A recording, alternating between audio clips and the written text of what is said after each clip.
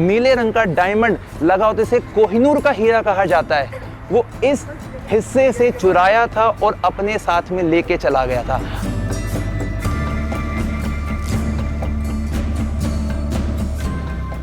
नमस्कार दोस्तों, मैं हूं विक्रम और आज मैं आप सभी को लेकर आ गया हूं लाल किले के एक नई श्रृंखला के एक नए भाग में, जो बहुत मज़ेदार होने वाला है। ये भाग नंबर 3 है। यदि अभी तक आपने भाग 2 नहीं देखे हैं तो उनको भी ज़रूर देख लीजिए। और सबसे मेन बात, यदि आप हमारे चैनल पे नए हैं तो आप हमें सब्सक्राइब कर लीजिए ताकि हर वीडियो का नोटिफिकेशन आपको मिल सके।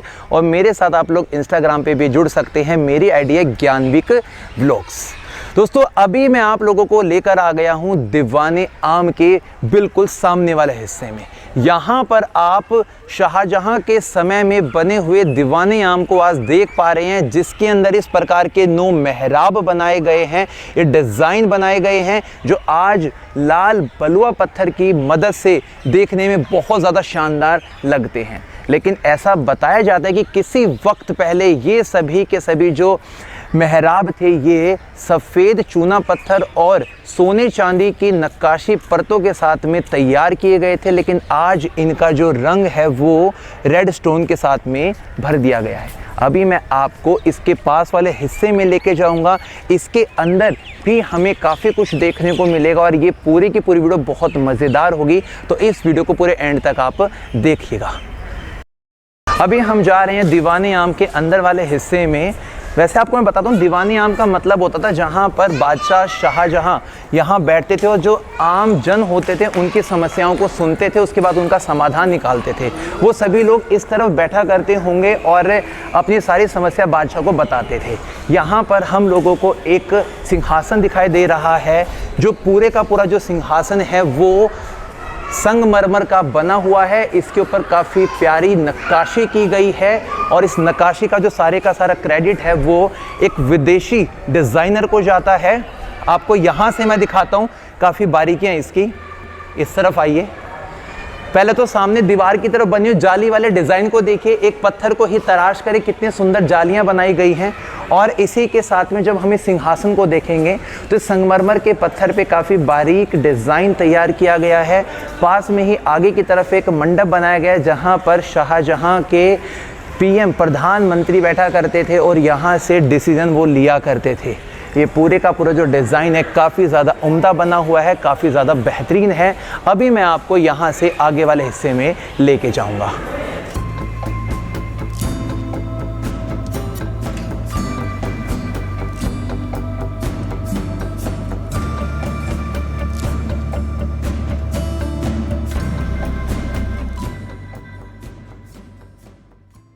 अब हम पहुंच चुके हैं मोती मस्जिद के बिल्कुल बाहरी हिस्से में और आज से मोती मस्जिद सामने देखने पे हमें ऐसी मालूम पड़ती है, दिखाई देती है।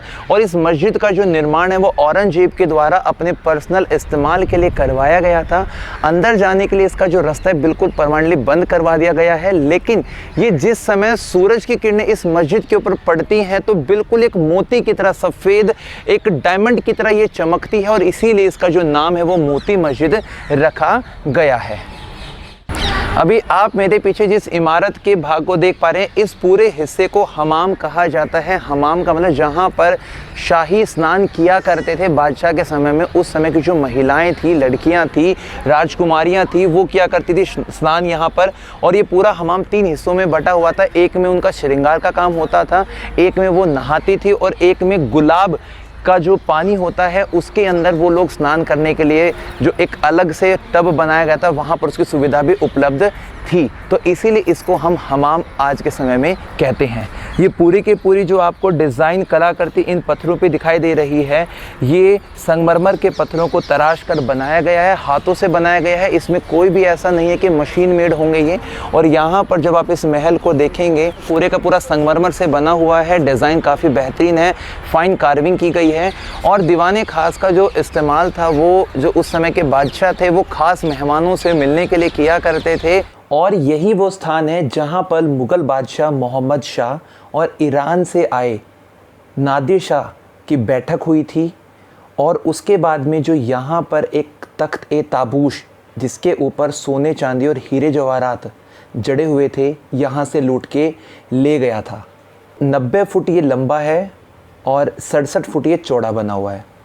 इसकी जो छत थी वो पूरे के पूरे सोने चांदी की परतों से बनी हुई थी, लेकिन उसके जस्ट निशान यहाँ पर आज देखने को मिलते हैं।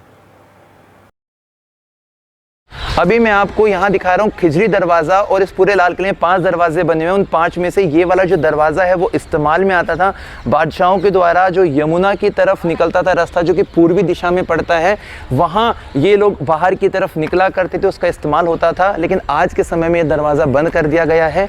और इसके अंदर देखिए कितनी महीन संगमरमर की जालियाँ आपको दिखाई देंगी, और यही इसकी खासियत भी है, यही इसकी पहचान भी है। पूरे का पूरा लाल किला संगमरमर मार्बल से बना हुआ है। और अभी आप जो पीछे की तरफ इमारत देख रहे हो, इसे कहा जाता है खास महल, जो कि 3 भागों में बटा हुआ है। ताबिश खाना, जहाँ पे प्रार्थना करते थे यहाँ के बादशाह, ख्वाबगाह और बड़ी बैठक। इन तीनों के अंदर जो आपको पच्चीकारी दिखेगी, जो यहाँ पे आपको इसकी नक्काशी दिखेगी, वो काफ़ी ज़्यादा शानदार है। इसी के अंदर एक संगमरमर की जाली भी बनी हुई है, जिसके ऊपर न्याय का तराजू भी आपको देखने को मिलेगा, जिस पे लिखा हुआ है मिज़ाने अदल, यानी कि न्याय की बात रखने वाले। और अब हम आ चुके हैं रंग महल में, यानी कि रंगों का महल, जो कि 5 हिस्सों में बना हुआ था। और इसके बीचों बीच से एक नहर बहती थी, जिसका नाम था नहर बहिश्त। इसकी जो छत थी वो चांदी की थी, लेकिन अंग्रेज़ों ने जब यहाँ पर विद्रोह किया तो उस छत को तब्दील कर दिया और लकड़ी का इसको बना डाला। किसी समय इस रंग महल को ठंडा रखने के लिए यहाँ पे ना जाने कितने सारे फव्वारे लगवाए गए थे, पर अंग्रेजी हुकूमत के समय यहाँ पर उन्होंने इसे अपनी रसोई के रूप में इस्तेमाल किया, और बीच में इस वाले हिस्से पर वो आग जलाया करते थे। और ये पूरे का पूरा जो हिस्सा था वो पानी के साथ में कनेक्टेड था, और ये पूरा स्थान हमेशा ठंडा रहता था। और इसके पीछे की जो वजह है वो है यहाँ की नहर बहिश्त, उसके बारे में बताऊंगा।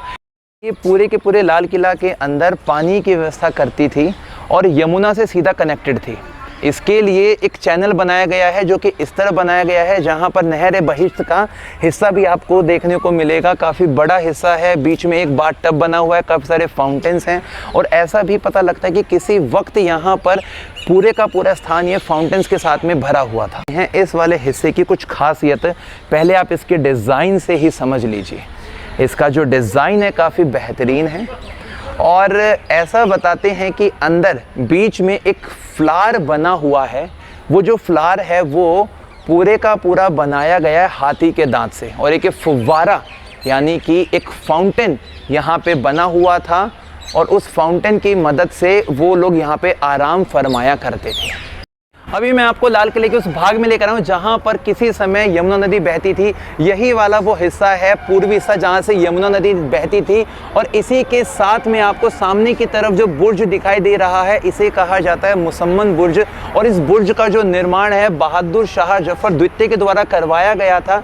और बेसिकली ऐसा कहा जाता है कि इस बुर्ज के लिए जो सामान्य लोग थे वो सामने की तरफ खड़े रहते थे, और बादशाह उनको यहाँ से दर्शन दिया करते थे।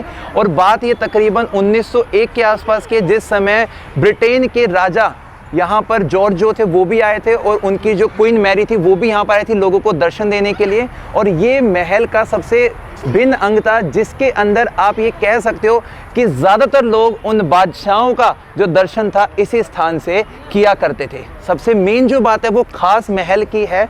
बताते हैं 1739 के समय में नादिर शाह जो कि ईरान से आए थे, और उन्होंने यहाँ पर आने के बाद में जो यहाँ का तख्त ए ताबूश जो था, जो यहाँ का, जिस पे सोने चांदी और उसके ऊपर एक नीले रंग का डायमंड लगा होता है, इसे कोहिनूर का हीरा कहा जाता है, वो इस हिस्से से चुराया था और अपने साथ में लेके चला गया था। आज के वक्त में, आज के समय में जो कोहिनूर का हीरा है वो ब्रिटेन की जो महारानी है उनके जो ताज है उसके ऊपर लगा हुआ है। भारत की सरकार काफ़ी कोशिश कर रही है कि उस कोहिनूर के हीरे को वापस भारत के अंदर लाया जाए। रात का नज़ारा यहाँ पे बड़ा ही अद्भुत बनता है। दीवाने खास के अंदर वाले हिस्से में हम इस लाइटिंग के साथ में जाते हैं। ये देखिए जब लाइटिंग यहाँ पड़ती है तो कितना चमक रहा है ये, और इसी के बेसिस पर इसे बनाया भी गया था। अंदर चलते हैं थोड़ा सा दीवाने खास में। ये देखिए इसके अंदर जो मिरर लगे हैं वो कैसे शाइन कर रहे हैं लाइट के रिफ्लेक्शन के साथ में। और सबसे जो इसका प्रमुख हिस्सा है वो बीच वाला है। आइए एक बार आप यहाँ पे, इसके अंदर आज भी उस सोने की चमक देखी जा सकती है जो अंग्रेजों ने यहाँ से निकाल लिया है, उसको चुरा लिया था, लेकिन फिर भी यहाँ पर आज भी रौनक जो दीवाने खास की बनी हुई है, खास लोगों के लिए इस महल को बनाया गया था, मज़ेदार है। हम लाल किले की काफ़ी सारी वीडियोस बनाने वाले हैं क्योंकि एक वीडियो में पूरे लाल किले को बहुत बारीकी के साथ में एक्सप्लोर करना बहुत मुश्किल है। इसलिए लाल किले की श्रृंखला के अंदर हम अपने इस वाले भाग को यहीं समाप्त करते हैं।